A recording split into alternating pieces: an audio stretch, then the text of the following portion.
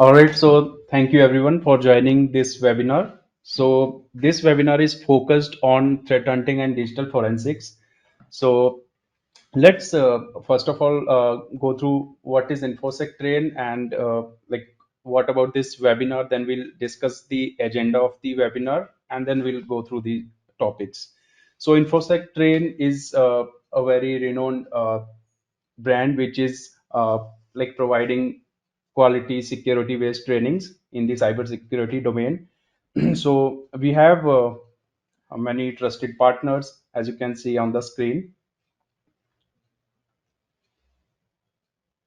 InfoSec Train has a lot of different certification and courses in the cybersecurity domain, which are really helpful for beginners as well as the experienced people in this domain. A little bit about myself. So my name is Madhukar Raina. So I have around 9 years of experience in cyber defense and research and development. I've been into different domains like incident response, threat hunting, security engineering, research, and all. So currently, I'm working with Hack the Box, and these are my GitHub repositories and the different research which I publish. So let's discuss about the agenda of today's webinar. So we'll discuss about what is threat hunting, what is digital forensics, incident response, and we'll discuss about a scenario, basically how a malware operates. So we have one scenario with us. We'll go through that scenario and see what are the different detections we can have for that. There is also one process injection technique involved in that scenario. So we will go through that as well, and then we'll go through the different detections using event logs, using different detection rules, for example sigma yara rule, using etw threat intelligence and other artifacts. And finally we'll go through one digital forensic investigation scenario as well. So let's start with the threat hunting and DFIR introduction. So threat hunting basically refers to a practice where the threat hunters are involved in going through all the network and endpoint and other devices based logs, and they try to find out the activity which is not detected already. So they try to find out the anomalies in the logs, they try to find out the behaviors which are anomalous. So there are a lot of different uh, techniques to hunt for different attacks, but the most important technique that threat hunters use is basically to understand how an attack works, and then how what are the different ways an attack can be detected on a system. Like let's say there is a phishing attack, the attachment is opened, it executed on the system, and it created one child process. So that activity will generate some artifact on the system. So there are ways to detect those using event logs and other ways. We'll discuss about that. So anything that happens on an operating system will get detected, will generate some or other kind of telemetry. Then, apart from hunting, when we have the sample, which let's say in this case we have an attachment, the user opened the attachment, it downloaded a malware from a remotely hosted server, and then that malware executed on the system. So now we also have to go through that sample, we'll have to do the analysis on that sample. So that also comes under the incident response process. And then whatever is going on that system which is compromised, that also has to be investigated. So that comes under the disk forensics and memory forensics. And finally the overall goal is to identify this, investigate this and remediate this in order to recover from this incident. So this is the whole process. So in order to perform threat hunting, okay, there is no voice. Am I audible? Can anyone confirm? Okay. Someone wrote in the chat. Okay, cool. So, so in order to perform the threat hunting, we'll need to refer something to get started with, right? So in order to start with the threat hunting, we can refer this framework which is called as MITRE, ATT, and CK framework. So this framework has a lot of different tactics and techniques which can be used as a reference model. So whenever we start with our threat hunting process, we'll need to understand the tactics that an attacker or threat group uses to perform its operations and to accomplish its goals. So we'll need to go through those tactics, and based on that, we'll perform different hypotheses. So we also get the intelligence from the different uh, threat reports, threat intelligence reports from different vendors. Open source threat intelligence is also there. So this kind of defense is called as threat informed defense, where we know like what kind of threat actors are targeting our sector or our industry. And there is other kind of hunting where uh, basically we try to find out the new tactics which are not there yet, or which, for those there are no alerts or no detections configured. So we hunt for those as well, but to get started we have to refer something. Now the next part is what to look for. So there are a lot of different things on an endpoint or on a network that we need to look for. For example, in this slide, you can see I have jotted down a lot of different important things that we need to understand or we need to uh, know of. So, for example, we need to understand everything related to a process.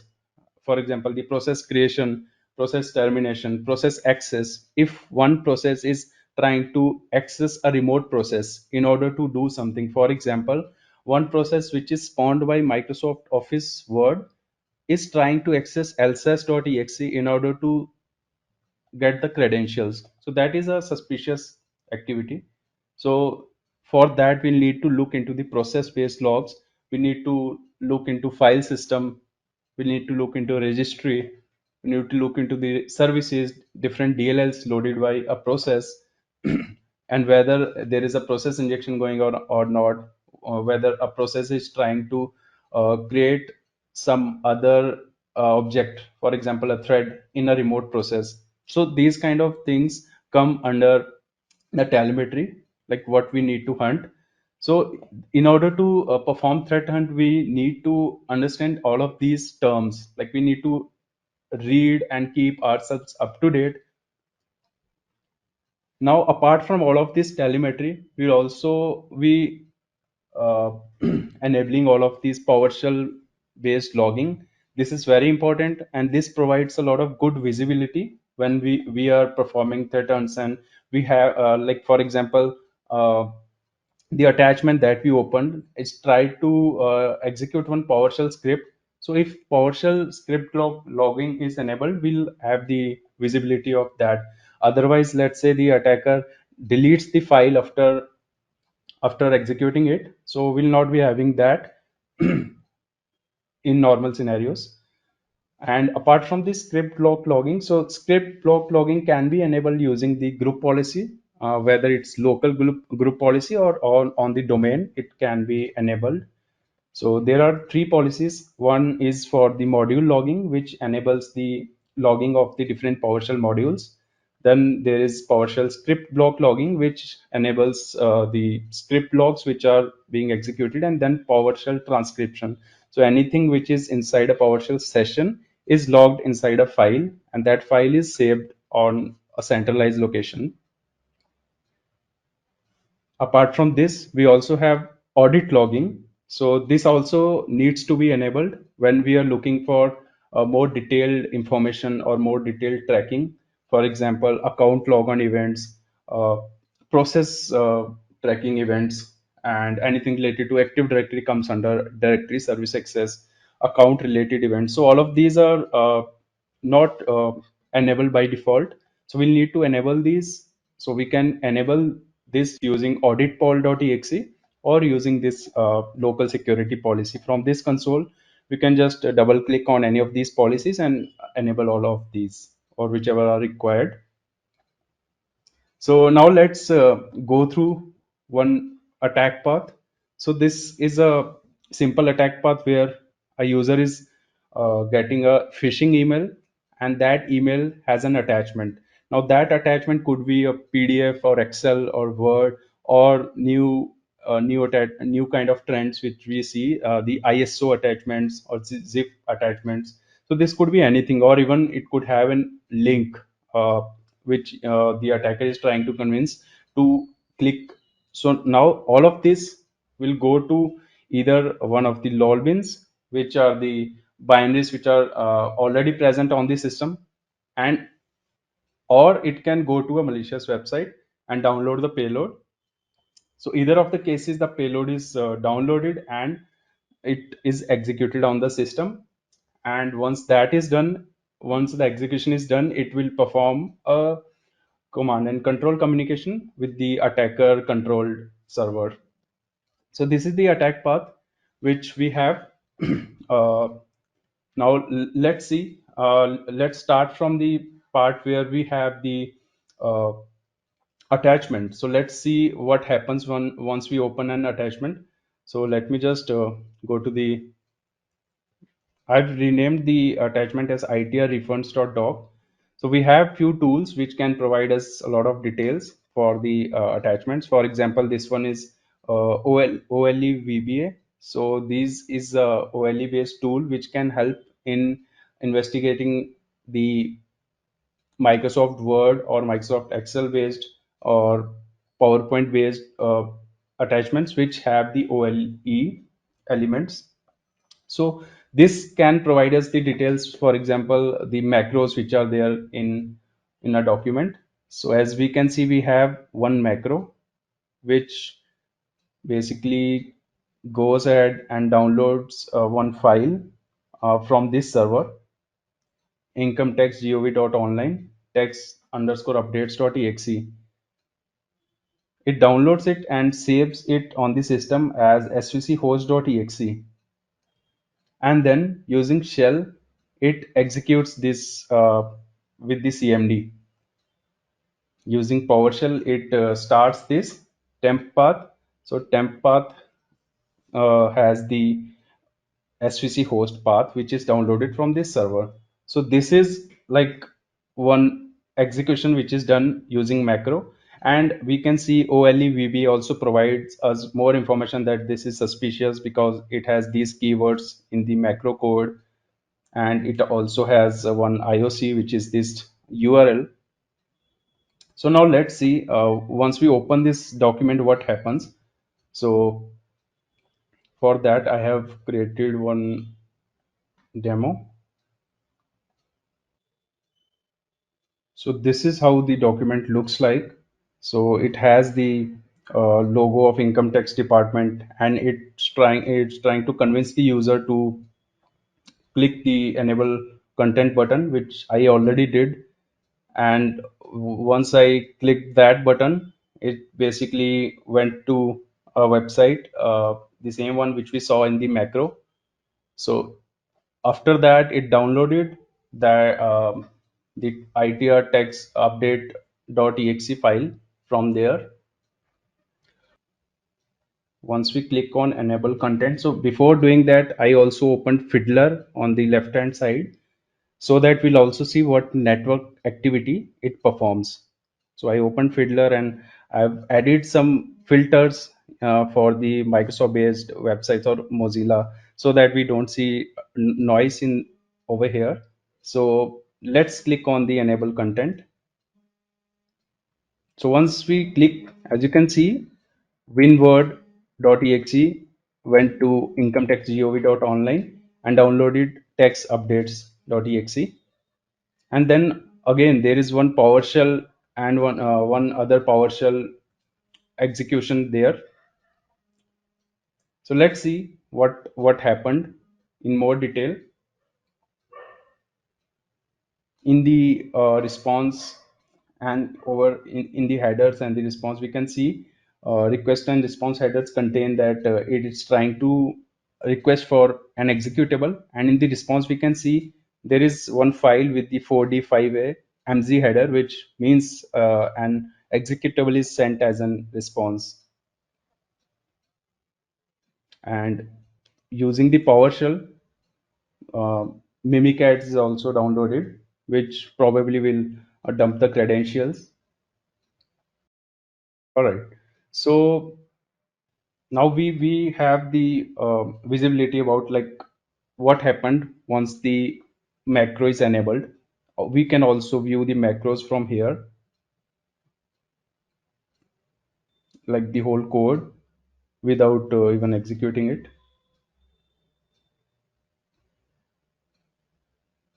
Okay, as you can see, the same code, income tax gov.online. Now this is a simple macro.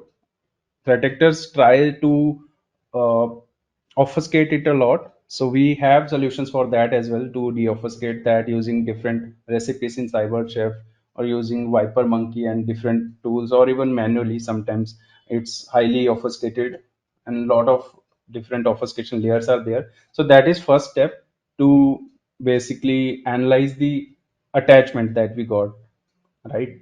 So from there, let's see what happened on the system, like why PowerShell was executed, why Mimikatz got downloaded. So to do that, let's understand the different telemetry sources, starting with the event logs. So we have Windows event logs, which is built in the Windows operating systems. So Windows event logs contain a lot of useful information. So by default, like security, system, and application are the important ones. There are few more important ones which are there.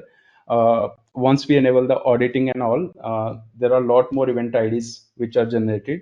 Apart from that, we also are using Sysmon for the demonstration or for the tracking of different activities which we are performing.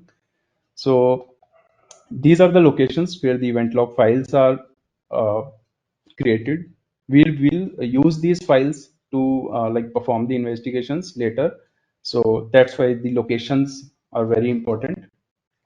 So let's start with the first thing. So once Twinword was opened, it spawned a cmd.exe. So in these screenshots, in these event IDs, as you can see, uh, on the bottom we have the parent image, the process ID 7616, and the process ID and the target is cmd.exe with 14052, and later 14052 cmd spawned a PowerShell which is 13468.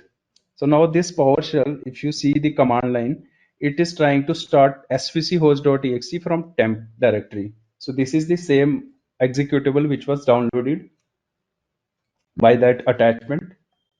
So now this CMD is trying to spawn a PowerShell, and the PowerShell is starting the svc host.exe. So it's just a chain of events. We just need to correlate and see what. So let's say we have this PowerShell.exe's PID in focus. So we'll see what else it has performed, whether it has created new processes or not, whether it has accessed a remote process or not, whether it has created a file or not. So these kind of things. So now we see that it has created another svc host.exe. Now this svc host.exe is creating a CMD and a background task host.exe. So these two child processes are created. So in that command line, we can see it has created the cmd.exe to run install.bat. So it's a script which is also dropped by this executable. And the other one is the background task host.exe. So let's see the script first. So cmd.exe also executed PowerShell.exe, which is trying to download uh, pass.ps1. So we also have one more new domain, Microsoft Updates.online. Previously, we saw income tax gov.online domain, and now we are seeing this one as well. So there are two new IOCs, and also we can see like pass.ps1 is provided with an argument invoke mimikatz dump creds into one txt file. So it means probably this file will be sent to attacker later on. So yes, just try to execute this and try to dump the credentials inside a file. After doing that, this script is deleted from the system. This is deleted by svc host.exe. Now we also know that svc host.exe created two processes. One is install.bat using cmd. Another one was background host task host.exe. So now inside this process, it is trying to do a process injection. So what does a process injection mean?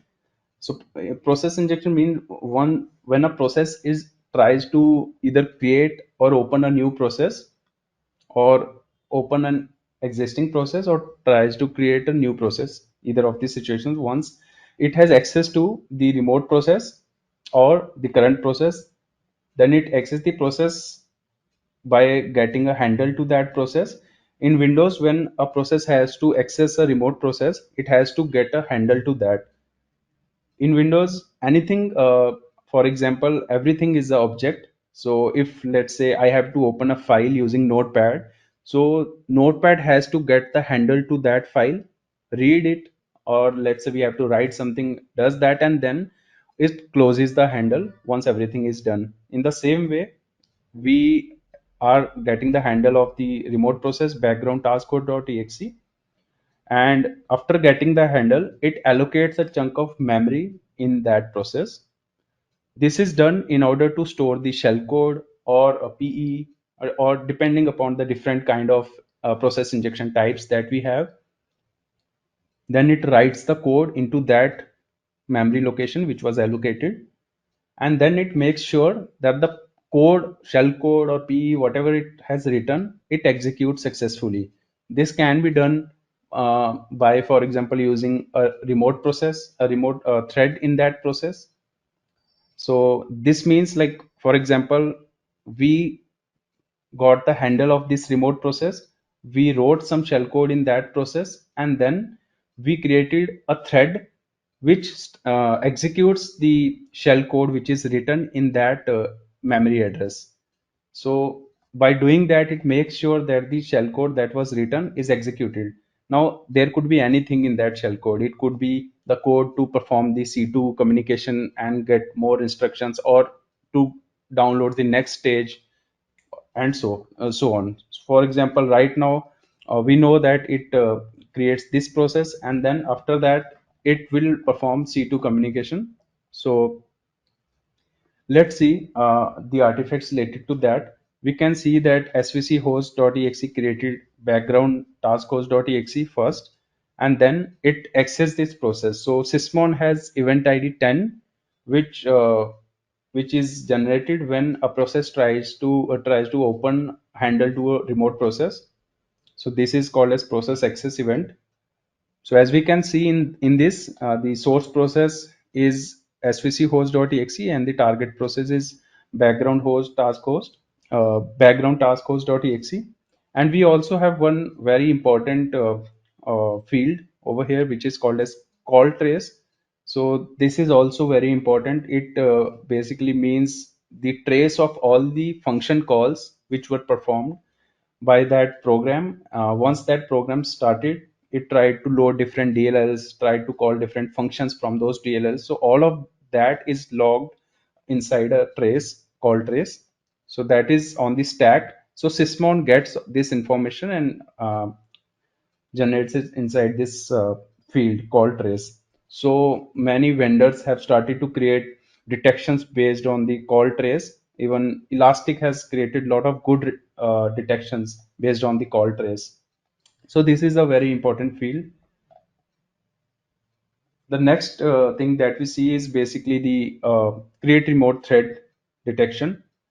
So after accessing this process, it tried to create a remote thread, but before that it tried to allocate memory, write the code in that. But sysmon does not detect that writing the code into memory. It just has a event id 8 for create remote thread. So after the code is written, it tried to create a remote thread to execute that code. So now sysmon also provides us the thread id and the start address of the thread. So this start address is very important, and it's very very useful, because the EDRs or the threat hunters can go through this address of the that process and see what content is there. So obviously in this case the content is the shell code. So uh, let me see if we have this 14896. Let me see if it is still running on my system. So okay, so it's not running right now, but uh, if it is running on a system, we can see in this address there is a shell code or the suspicious code. So we can create some detection rules or signatures on that, or even scan these threads using those already created rules. For example, the ERR rules. We'll speak about ERR rules later. So the next part, after creating the thread, there are a lot of DLLs which are loaded by this target process, background task host.exe. So probably this happened because the shell code which was executed, so that had a lot of different requirements uh, to perform different activities. So one of these requirements was to load wininet.dll. So this DLL has a lot of functions which are helpful for performing the network activity. So this was also loaded. So that is also one of the suspicious indicators. Like first of all, this process svc host.exe was executed from the temp directory, which is not a usual system directory. By default it is inside C Windows System 32 svc host.exe, but it is executed from a different directory. That is one suspicion. Then it is performing network activity. So this is also very important for us to know which are the normal DLLs and which are the abnormal DLLs, based on which processes we are talking about. The next thing is the network logs. So on the sysmon event id 3, it always creates a network log when there is a network activity. For example, in this case, background task host.exe connected with this IP address on port 443. So this is there. And as we can see, the process names which we saw in Fiddler. So these kind of logs we'll see in the proxy as well. Like these domains were contacted, and we need to correlate with this with the endpoint, like which process was responsible for this network communication. And when this kind of injection, which is like a very simple process injection technique, when this is happening on the system, it can be detected easily because of the thread start address. It contained a code which is not backed by a region or a file on the disk. So that was one suspicion. So because of based on that logic, the get injected thread tool, it's basically a PowerShell script which tries to scan all the processes and see the threads in that. And if it finds any thread, it flags that. So for example, we see background task host uh, and the thread ID 11396. So we see this, it was able to flag that. So now we are able to execute the attachment, see what artifacts it generated on the system, like execution of PowerShell and all, and execution of SVC host, and then creating a child process performing process injection. Now, let's say we want to detect these kind of activities. So based on this, we can write rules. Now the detection rules can be written to detect this kind of activity or automate this activity by making an alert for that. So the most common type of detection rules that we see are Sigma and Yara. So Sigma rules are based on the signatures or the suspicious patterns which we see on different executables or processes. And the Sigma rules are basically the logic which is applied to the logs. So we have set of logs, and then we see what are the different contents of the logs, like different values inside different fields. So based on that, we create a logic. So it has different conditions. Like for example, if we have to create a Sigma rule for this activity svc host.exe not running from the system directory, so the rule that we can create for that is look for svc host.exe and some other important executables from the system directory and see if it is running from somewhere else. So these are like conditions. So based on that, the Sigma rules are written. So the format of Sigma rule is kind of based on YAML. So it has okay. So Sigma rules has this kind of YAML structure, which is basically contains a lot of fields which are important. For example, it contains first the title, status of the rule, author. These are optional, but title is required. Then it contains the log source, like for example, Sysmon, Windows, proxy, firewall, and then it has the detection section which contains the logic, the detection logic, and then there are conditions. So based on that, a Sigma rule is created. So this is an example of a Sigma rule that we executed. So this is basically we have the set of event logs. So I exported all of these Sysmon events into evtx file win event, and then we have our Sigma rules inside this directory, and we are using this tool chainsaw. So it can hunt on the Sigma hunt on the event logs using our Sigma rules. So we can have all the Sigma rules which are there, or we can create our own. This is an example of our svchost.exe, which was detected using the Sigma rule system file execution location anomaly.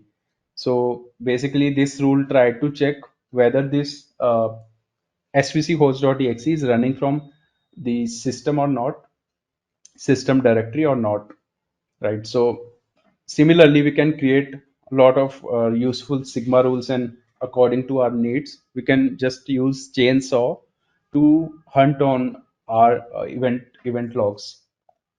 All right, so let's see Yara. So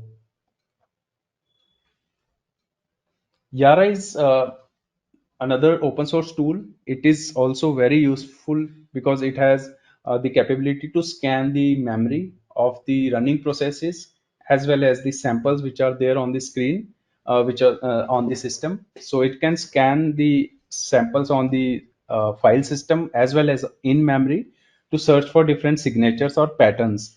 So basically, you can see say like we have a malware which has a pattern. This pattern is known and a Yara rule is created out of that. So based on that, like Yara can scan for the suspicious files. So this is one example of the Meterpreter shellcode. So it has these patterns which are taken from Meterpreter shellcode. So now if we scan this on our executable, so we'll be able to see that it detects this. So using Yara64.exe, we provide the path to the Yara rule, and we provide the path to the executables or the whole system. So it tries to find out if any new executable is there which matches this pattern. So it was able to match this with itrupdate.exe. So there is also one important tool, Yaragen. Yaragen can help in creating or automating the process of generating the Yara rules, but it can automate and find out most of the patterns from the executables and add that inside the rule. But after the processing of the Yaragen, we still need to have a look on that and try to like add more or remove something from the generated rules.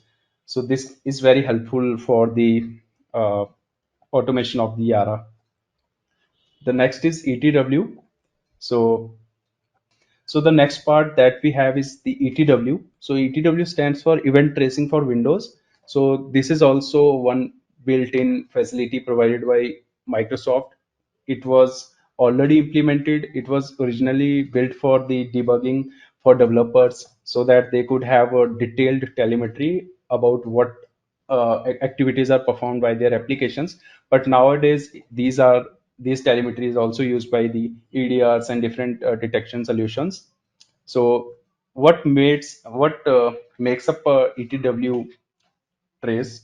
So basically, there are three components: providers, controllers, and consumers. So providers are the ones which generate the ETW events, and consumers are the one which consume these events, and the controllers are used to start and stop the ETW. So this is the whole overview of the architecture of ETW.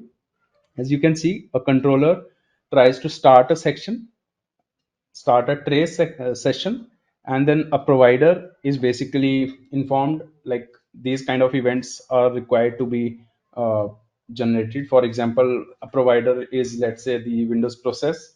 So everything related to a process is generated inside this trace session, and the consumer can consume these events in the real time.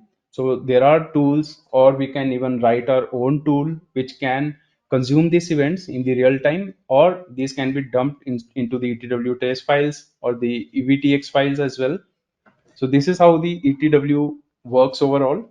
So there are some open source tools, for example, ETW Provider, ETW Explorer, which can go through different ETW providers and see the different events which are there. For example, in Windows kernel, interrupt steering, Windows process is there. So inside Windows process, we have process start, process stop, image load, thread stop. So this detailed information is there. So we can use this to detect the suspicious activities. For example, these are the important ETW providers related to process, file, network, registry, LDAP, and RPC. This is one of the open source tools, Silk ETW. This is very useful in terms of the detection research. So when we are trying to research on some attack or trying to detect it using the ETW, this can be very helpful, and it also has a support of YARA as well. It can scan using the YARA signatures or YARA rules within the running processes, or like for example inside a .NET based process using Silk ETW. So this is one of the examples for a tool that I wrote, ETW Tracer. So this tool can basically detect any executables which are running on the systems which have the patterns which we define. So for example, I defined some patterns like enumerating domain trust using NL test. So if it finds this inside the command line of any running process, it will trigger a detection alert. So this is just an example of how ETW can be used to consume or to help in the research. So as you can see, first of all, it is setting up a trace session. Then it is tracking the process, image, and security events. So it means the provider that we are using its kernel process. Kernel process has the image load, process stop, process start, everything. So it tried to see the field which is command line for a particular all the process, and for a particular process which has this command line, it will just print that on the screen like ETW detector triggered. So this is an example, like I typed NL test DC list, so it detected it using that. The next one is ETWTI.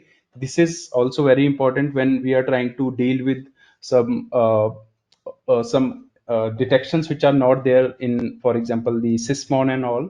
So this can help. For example, it has allocate virtual memory, protect virtual memory, map view of section, queue user APC. So all of these are different type of different process injections. So for example, if we go to MITRE attack framework, so I'll just go just to show, right? So if we go to process injection,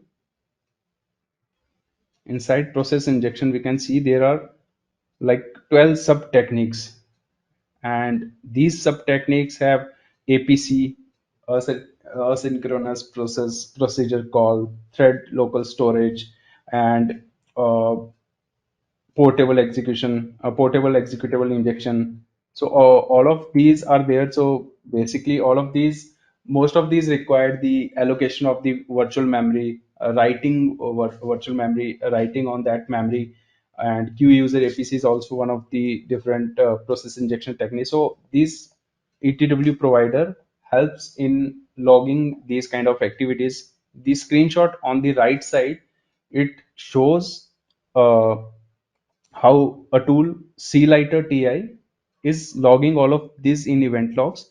where you can see on the bottom, we can see itr update.exe, started background task host.exe.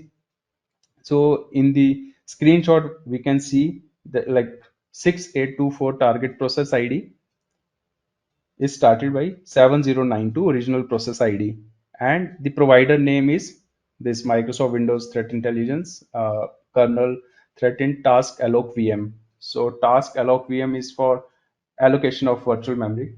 So all of this is like very detailed in order to craft the process injection detections. So this is also very important ETW provider, Microsoft Windows Threat Intelligence.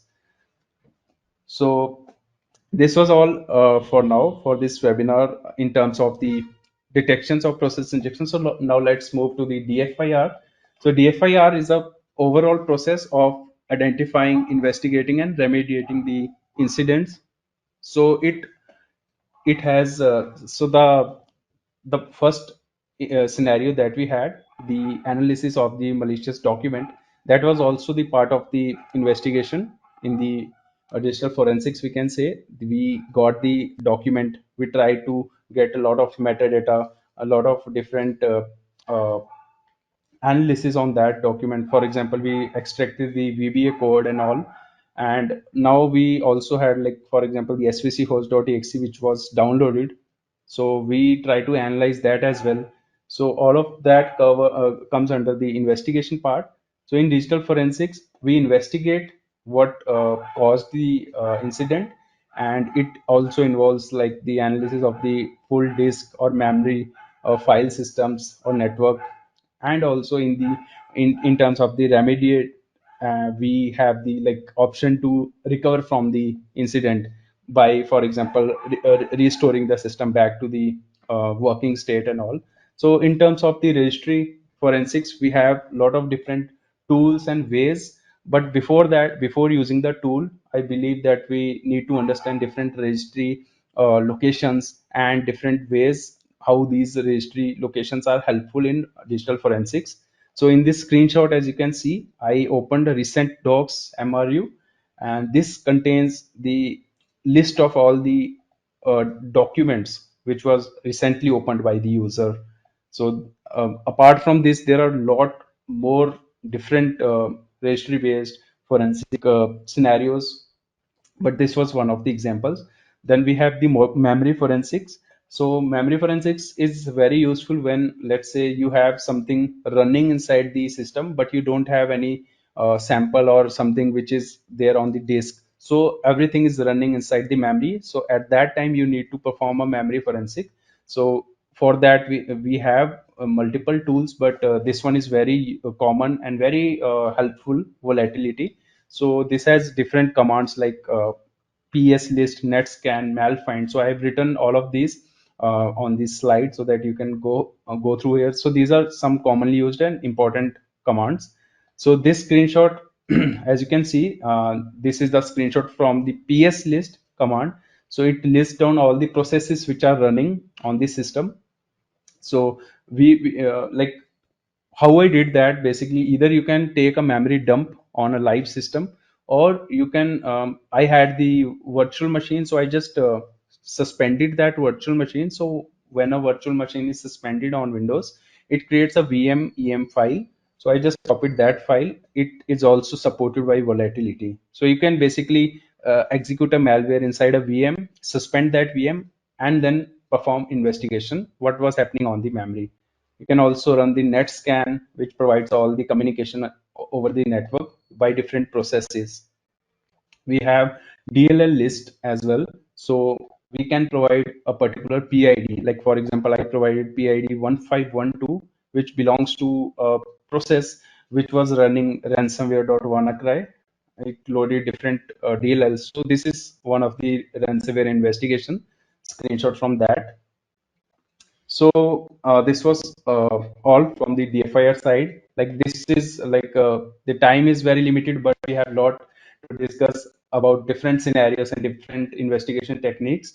So let's see what kind of skills are required in threat hunting. So threat hunting is not just limited to working in SOC or going through a senior a SOC analyst. So basically, once you want to progress in your career, or you want to go through like more critical investigations and all, so you need to understand uh, hunting from a attacker's perspective. You need to learn or understand how an attack works. So you can start with, let's say, MITRE framework, the one which I opened, like different process injection techniques, for example. You can start with those, try to simulate each process injection technique, try to see what artifacts are there inside the Windows event logs with the sysmon, what events are there with these ETW, ETWTI. Using these open source tools, we can like perform research, and like we can have good understanding of these attacks. So this is very important to understand. Like for example, I was talking about the DLLs loaded by a process, and win inet was there, which performs the network activity. So we need to understand what is normal, what is abnormal, and then the skills which are useful in defensive security. Obviously, apart from the knowledge of the defensive security tools and all, we should also be having knowledge of the offensive security tools, about how an attack is performed using different ways. Like for example, using different protocols, attack over SMB, attack over HTTP. So all of this kind of things. So every day we'll try to learn from different threat reports and different TTPs. So try to perform execution of a malware and see how it's working, what kind of artifacts it's generating and all. And then also there is very important thing, deception. So there are few open source tools which can help you to deploy the honeypots, decoys, file-based decoys, as well as the server-based decoys. So this is very helpful for learning. You can see the activities of attackers before even these are detected by an enterprise. Like this is very important, I believe, because it directly plays with the mindset of an attacker. So that was all from my side.